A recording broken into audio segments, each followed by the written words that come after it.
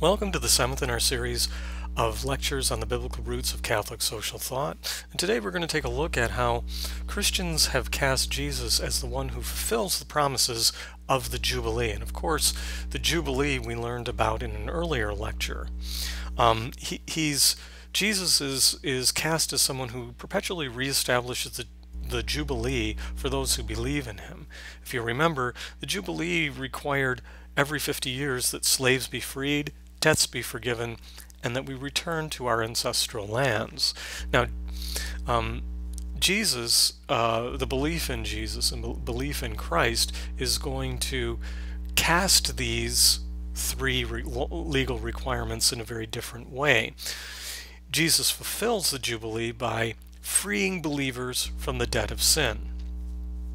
Now, a modern English speaker is going to look at this and say, "Oh, isn't that cute?" The idea of debts being related to our sinfulness. Well, it wasn't cute in the ancient world when Hebrew, in the Hebrew Bible, the Hebrew for the word debt is the exact same as the word being used for sin.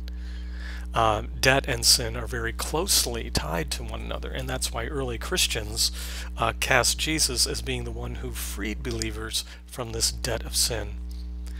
Jesus also forgives our debt of sin, and those who were once no people, the pagans, have been returned to God and made a people once again, just as every 50 years people the people were to return to their ancestral lands.